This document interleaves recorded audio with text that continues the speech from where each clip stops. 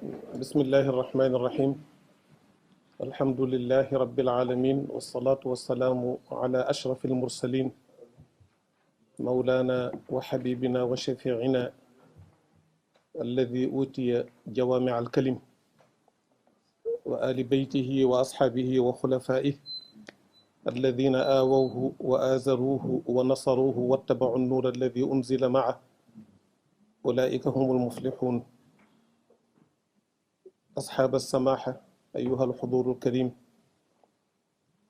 السلام عليكم ورحمة الله وبركاته. نتشرف اليوم بحضور هذا الاجتماع المبارك الذي ينعقد في مقر البنك الإسلامي بالسنغال تحت رعاية فضيلة الشيخ أبي بكر محمد المنصور، الخليفة العام للطريقة التجانية، حفظه الله ورعاه وأيده بنصر مبين من عنده. ونسأل الله تبارك وتعالى أن يكلل جميع مساعي هذه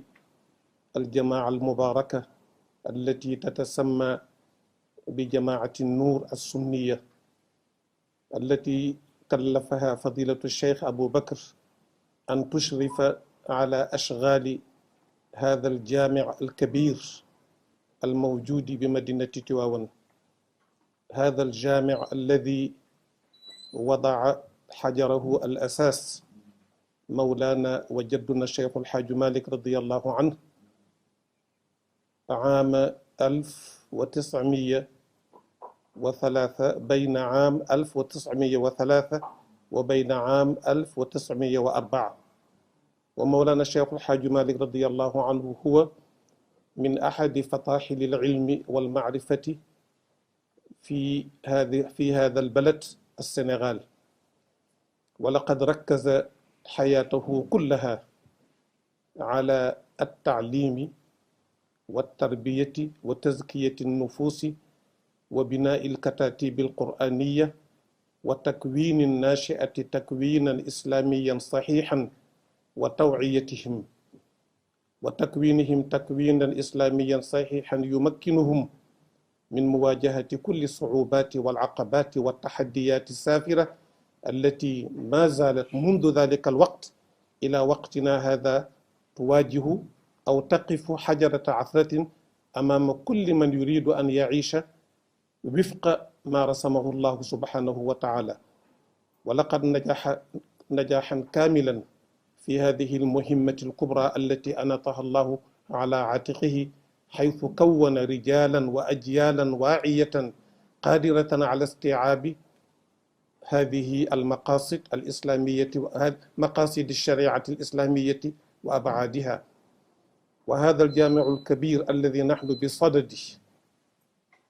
إكمال وإتمام الأشغال المتعلقة به،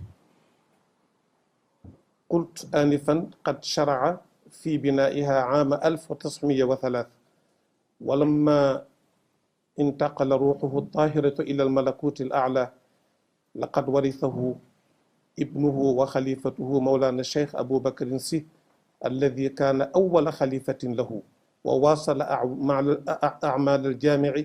إلى أن وصل إلى سدة الخلافة صغيره الشيخ الحاج عبد العزيز رضي الله عنه.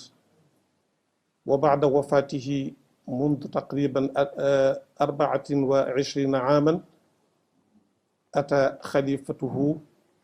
مولانا الشيخ أبو بكر محمد المنصور، الذي شرع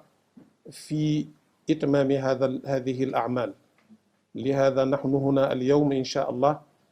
سنوقع ميثاقا بين جماعة النور السنية التي يرأسها أخونا البار الشيخ الحاج محمد المختار سيسي وكافة معاونيه، وكذلك بحضور أخينا وحبيبنا وشيخنا وابن شيخنا فضيلة الشيخ محمد المنصور سي ابن مولانا الشيخ الحاج عبد العزيز رضي الله عنه، الذي أوفده الخليفة هو وأخوه وصنوه الشيخ عثمان سي وابنهم الشيخ محمد المنصور، الذي تناول الكلمة بصفة مستفيدة، حيث استفدنا كثيرا من تجاربه التي عاشها في البنك الإسلامي للتنمية بجد. إذا فنحن جميعا نبدي فرحنا وسرورنا بهذا الحضور المبارك بهذا المقر لإتمام هذا التوقيع، سائلين الله تبارك وتعالى أن يشملنا برحمته ولطفه، وأن يكلل جميع مساعينا حتى نتمكن من إكمال هذا المشروع على أتم وجه وأكمله بحول الله وقوته. ونبلغ تحياتنا وتشكراتنا باسم الخليفة إلى المدير العام للبنك وجميع المعاونين والمعاونات وجميع العاملين والعاملات في هذا المشروع الإسلامي المهم. والسلام عليكم ورحمة الله وبركاته. السلام عليكم ورحمة الله وبركاته. mbokk yi ñi ngi am mbégte mu rëy ci baaxe gu ñu yàlla baaxe ñu bokk daje ci bis bu rëy boo xam ne bii histoire dana ko marqué, histoire dana ko téye ba keroog àddunay tukki incha allahu kenn du ko fàtte. te moo di liggéey bu sell bi nga xam ne liggéey bu sell la bu rëy la ci diine lislaam. ndax sayyidina Muhammad alayhi salaatu wassalaam ba mu ñëwee Madina di mottali mission bi ko yàlla gàll lam njëkk a def mooy tabax néegu yàlla. yàlla wax ci alquran ne innama yaamuru masajid allahi man amana billahi wal yawmi al axir ba aaya ba jeex, waxtu yu moo ko dul maye.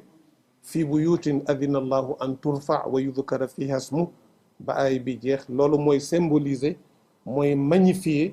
importance bi tabax jàkk ak juma am ci l'islam. yàlla dogal na suñu maam Cheikh Alhaji Malick radiyallahu anhu 1888 nga xam ne ci la aji woon Makka ci circonstances yu méttee métti, nga xam ne bu amul woon ngëm yàlla dëgg-dëgg mën naa am du dellu si. waaye ngëm yàlla am àggoon na foo xam ne dem joxe farata yàlla jaral na ko lu ne. ba mu demee ba jàpp ca mbicci Kaaba ga ñetti ñaan la fa ñaanoon. yow sama borom maa ngi lay ñaan loo ma nar a may ci leer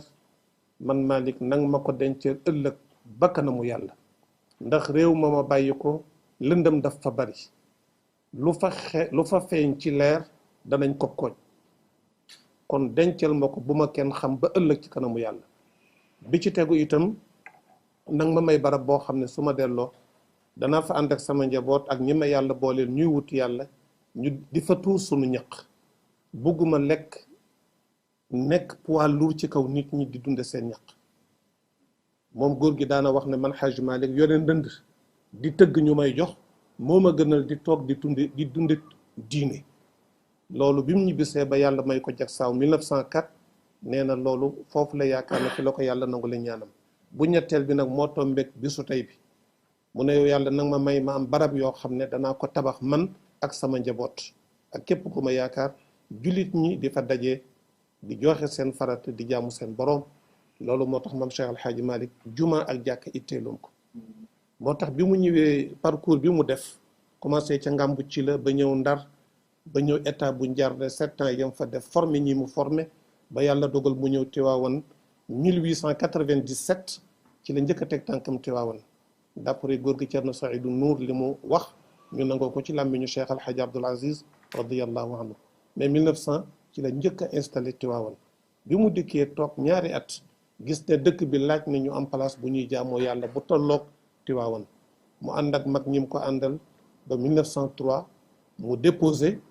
ñaan autorisation, boobu temps colonial la, mënoo fee def dara, doo tabax dara, doo tabax jàkka wala juma te amul autorisation. bi mu génnee mu commencé ko 1903 1904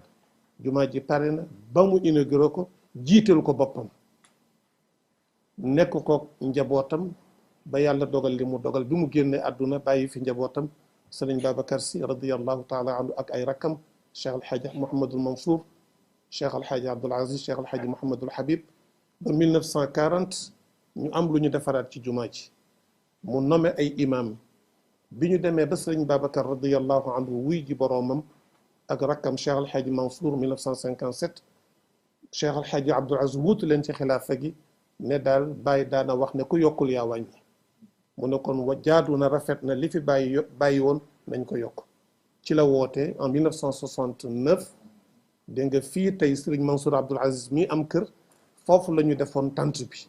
góor gi woote sëriñ Mouhamadul Hadi Touré ñëw góor gi sëriñ Cheikh Mbacke Gaynde Fatma ñëw alxaaji Jili Mbay kilifa yu bëree bëri teewe woon nañ ko waaw pose de première pierre ba léegi mi ngi fa tabarakallahu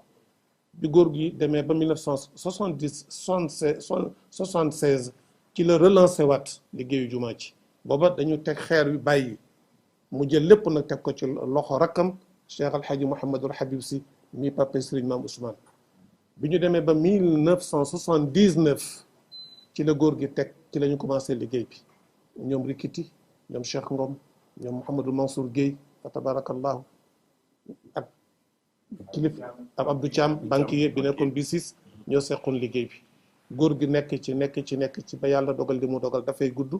bi mu génnee àdduna fa tabarakallahu ak lim ci def yëpp yal na yàlla yokk leeram te tas ñu ci barkeem kilifa yi fi jaar yëpp def nañ ci seen loxo commencé ci Cheikh Mouhamadou Mansour borom daara ji sëriñ Abdoul Aziz Al Amin Al Maktoub sëriñ Cheikh Ahmed Tijani ba yàlla dogal sëriñ Babacar Mouhamadul Mansour wuutu leen ci xilaafa gi ne li samay mag tàmbali woon samay baay tàmbali ko fas yéene naa ko àggale wuutu leen ci kere yi nag li ñuy tudde jamaatu nuur as sunniya teg ko ci waaw baaw sëñ Mansour nee na muy jagleem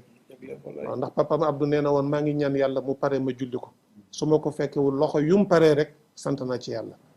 loolu la papam Abdou waxoon jamaatu nuur boobu xaaji Mouhamadul Muxtaar Cissé moo ko jiite ànd ak ñi mu ko seqal ñëpp fa tabarakallah waxtu yu du ko may mais moom buñ ko tuddee tudd nañu ñëpp xalifa bi teg ko ci loxo yi ñu commencé liggéey bi kon buñ demee ba innovation bi ñu doon wax am ci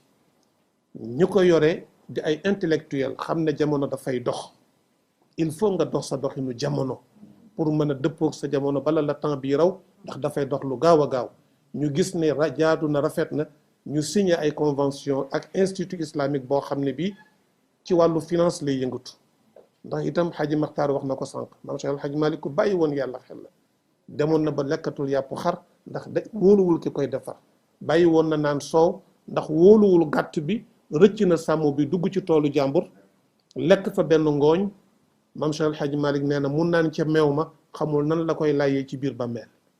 kon moom bàyyi woon na yàlla xel al bankul islam yi nag ni ko xaji Mansour waxee sànq ak gëstu yi ñu ci jot ak dafa kës néew xam nañ ne ñi ngi koy doxal te teguwul ci riba te riba moom baaxul sëriñ Hadi nee na moytul riba ci alal riba dafay haybal soo moytuwul dana dal te kon nga nërmeelu yàlla nee na alladina la yakuluuna riba laa yaqumuuna illa kama yaqumu alladi yataxabatuhu shaytaanu min al mas nee na képp kuy dunde usure ak riba booy dekk ci sa biir bàmmeel da ngay mel ne ku jinne sadd da ngay say kon riba baaxul kon boobu buñ ñëwee ànd ak banque boo xam ne mën nañoo financer projet bi te riba amu ci yoon kon dañuy wax ne alhamdulillahi rabbil alamina loolu moo ñu fi dajale tey ci teewaayu sëriñ Mouhamadul Mansour Sy Dabakh Malick ànd ak rakkam sëriñ Mame Ousmane Sy Habib ànd ak seeni doom muy sëriñ Mouhamadul Mansour mi nga xam ne vraiment expérience am ci wàllu finance ak wàllu banque soxloo nañ ko te li mu wax léegi ñun ñëpp jëriñoo nañ ko mais ànd ak seen doom Cheikh Abdoul Hamid mi nga xam ne moo yore communication bi ñoom xaaji Famara xaaji Abdoul Aziz Mbay tabarakallahu sëriñ Babacar Badiane Cheikh Mouhamadul Bachir ak xaaji Ousmane Sow ak suñu maire alxaaji Demba Diop léegi nee naa ko ah macha allah bi nga ñëwee da yàggul mais lënd moom lu ci bare bare leer na yal na àgg ak jàmm ànd ak suñu soppe suñu xarit maam Omar mi nga xam ne itam wàllu communication bi ci la bokk jiite asfiya yi mbokk yi loolu moo doon kaddu yi directeur ñu ngi lay nuyu xaaji Madani sa collaborateur yi nga invité yëpp ñu bàyyi seen temps ñëw jotaay bi yàlla na nekk jotaay yu yiw nekk na ko ba noppi la cay jóge ëllëg ci fruit yàlla nañ ko góob ñun ñëpp wasalaamualeykum wa rahmatullahi wa barakaatu. ñu ngi nuyu presse bi itam bu baax a baax macha allah.